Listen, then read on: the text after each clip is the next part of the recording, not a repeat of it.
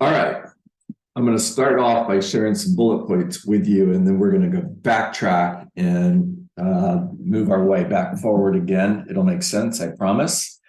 The first thing that I want you to write down is the market has moved from more to less. Now, great way to start the call. And real estate is busy. There's a lack of inventory. Homes that go on the market are selling quickly. They're still selling with multiple offers. They're still selling for anywhere from 99 to above 100% of the asking price. And I'm starting a call with real estate. The real estate market has moved from more to less. Let me explain. So if you look at how many homes were sold in 2021, it was 6.2 million homes sold in the United States. 2022, it was approximately 4.9 million. That's less. And the projections for 2023 by most economists are anywhere between 3.8 million and 4 million. So the market has moved from more to less, especially as real estate agents. So there's more real estate agents competing for less business. So what? Now what?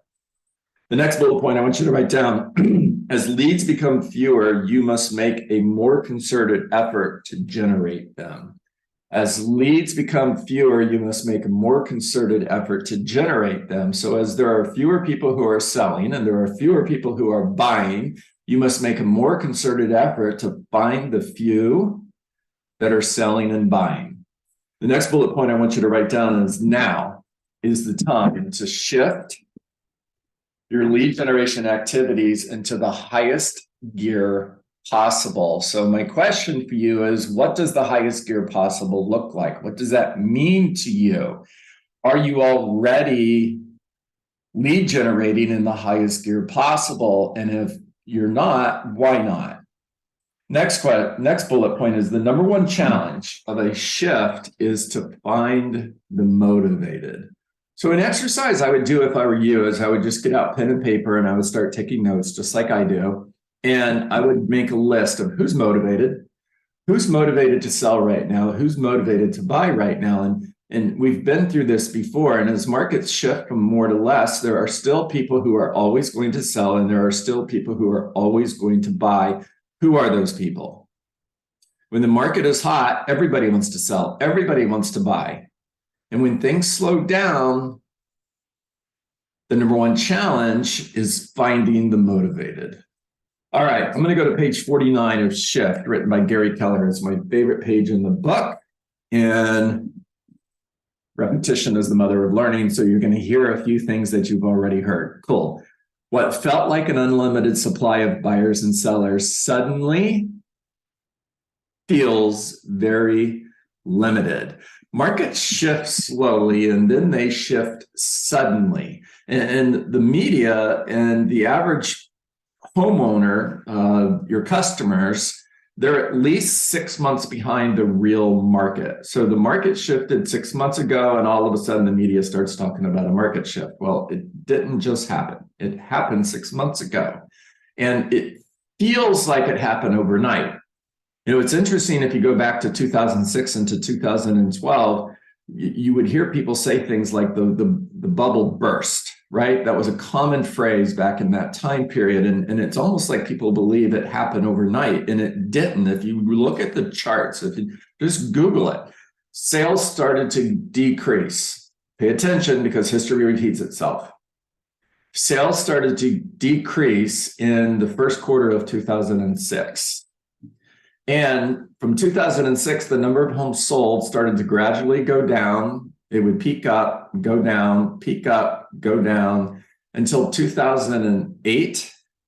And then the prices started dropping. It started slow and then it happened fast. And between 2008 and 2012, depending on where you live and what market you're in, the market dropped anywhere from 30 to 50%.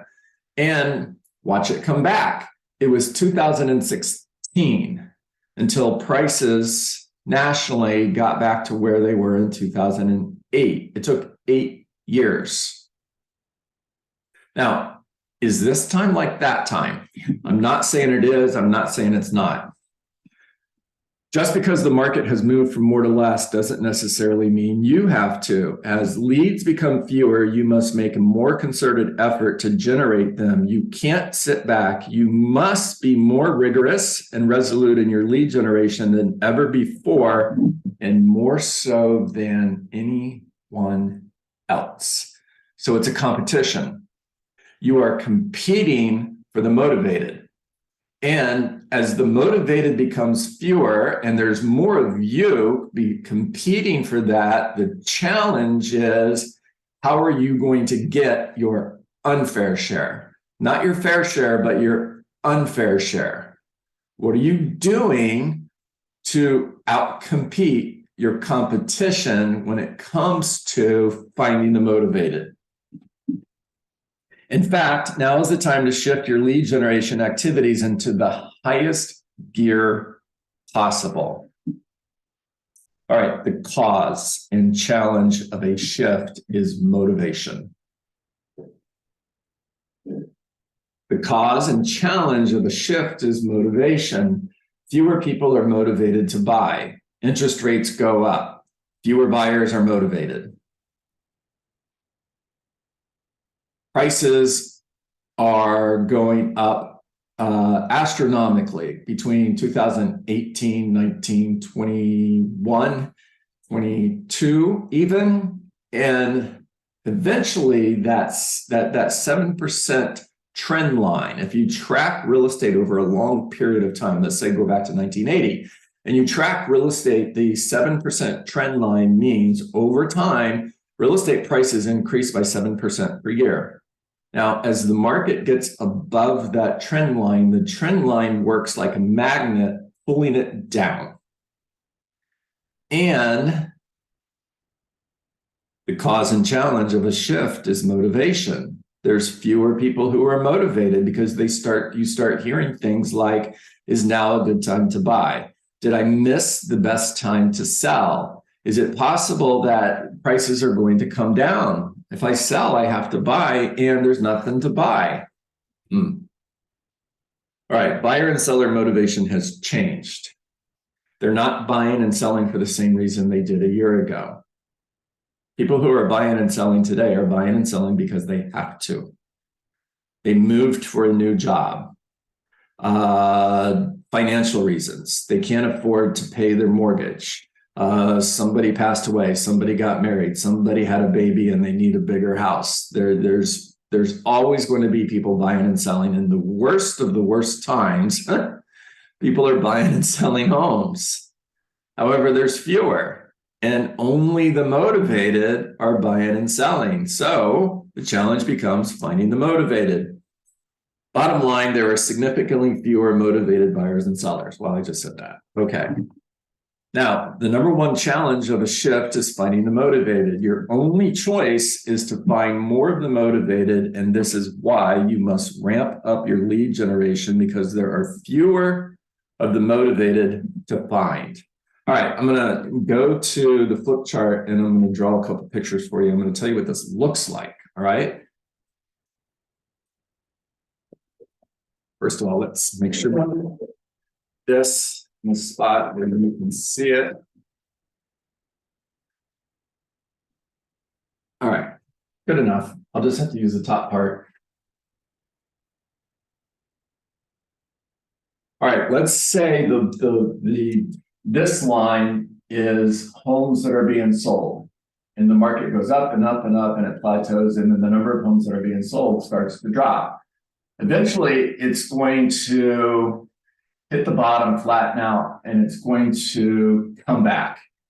That's the homes that are being sold. Now, what happens is real estate agents are paying attention. Well, people who are getting into the business are paying attention to this and are like, oh my God, the market's hot. It's a great time to be a real estate agent. So this is new real estate agents entering the market, and they're following the market. However, they don't react at the same rate that the homes being sold does. This is going to continue to go up. If I can draw an arrow, gee whiz. This is going to continue to go up even though the market has started to go down. It'll happen every time. It's happened in the past, it's happening now. And as the market's going down, the number of real estate agents that are in the business starts to drop. And when the market starts to come back, the agents don't respond immediately. So there's this period of time where there's more homes being sold and there's fewer real estate agents in the market. This is when you thrive. But in order to thrive, first we have to survive. And this is where we're at now.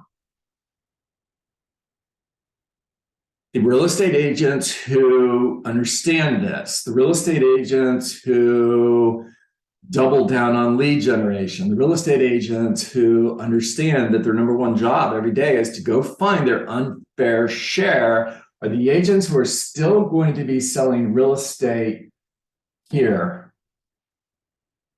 when more homes are being sold and there's fewer real estate agents competing for those homes. And that's when you thrive. Here's another way of looking at it. Let's say that your market share in your local market is you, as a real estate agent, have 1% of the market. Okay, fair enough. And because you get this, and because you double down on your lead generation, you increase your market share from 1% to 2%. Or you go from number 100 in your local market to top 10. Well, when the market comes back, you still have that 2% market share, that 3% market share, that 5% market share, but it's 5% of a bigger number. So simply by gaining market share in a down market, you thrive when the market starts to come back. If you have 5% of the market share as the market is going down, you still have 5% of the market share when it starts to come back. But it's 5% of 6.2 million homes sold in the United States versus 5.2% of 4 million homes sold. It's a bigger number. And all you did was grow your business through growing your market share. And you did that because you understood your number one job is to find the motivated. Now, I'm going to give you 5 things that I would do in order to ramp up my lead generation. And then I'm going to open it up to you. All right. Number 1, double your lead generation time block from 2 hours to 4 hours. If you are lead generating 2 hours a day and you time block that time and you're actually in active lead generation 2 hours a day, then double it to 4 hours. If you're in 1 hour a day, double it to 2 hours. But whatever the number is, double it. It's going to, here, write this down. It's going to take double the effort to do the same amount of business. It's going to take double the effort to do the same amount of business. That's this survive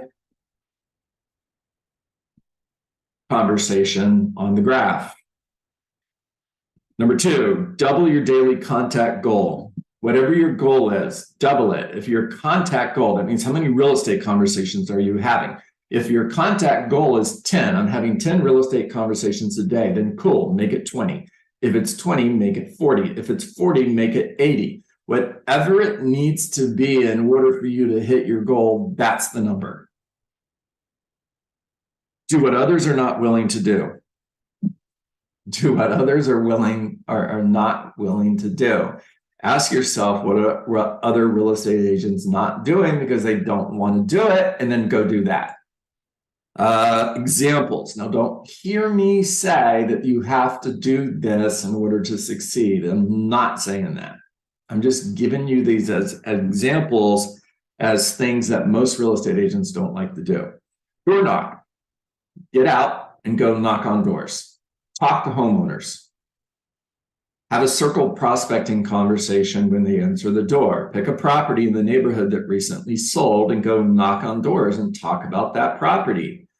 Jennifer, my name is John Dietz. I'm a real estate agent with blank, and I stopped by today to share with you that your neighbors right down the road just sold their home for $750,000, which, by the way, is a record high for your neighborhood. So congratulations, you've got more equity in your home. Now, the challenge is there are still buyers who are looking for great homes like yours. I was just curious, who do you know that might be thinking of selling their home? I don't know of anybody. Okay, I appreciate you taking a moment to think about that. And before I leave,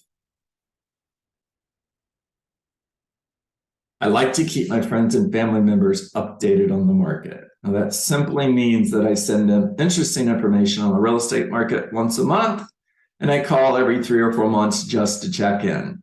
Would it be okay if I added you to that group? Lonnie says, yes. Cool. What's a great email address for me to send market updates to? You've already got their address. You've got their name because you introduced yourself. They gave you their name.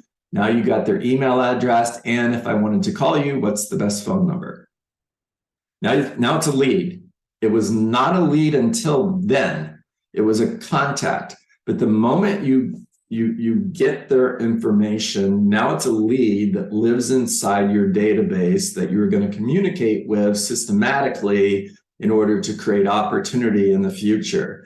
The biggest challenge that real estate agents are facing is they're looking for right now business. And if somebody's not motivated to sell their home right now, real estate agents call that a bad lead. And I would tell you there are no such thing as bad leads, just bad real estate agents who don't follow up. So go knock on doors. Okay. Number 3. Nope, that was number 3. Number 4, learn how to do short sales and start calling people who are behind on their mortgage. There are homes in distress right now. There will be short sales. Will there be as many as there was in 2008? I don't think so. One of the main reasons is because people have equity in their home.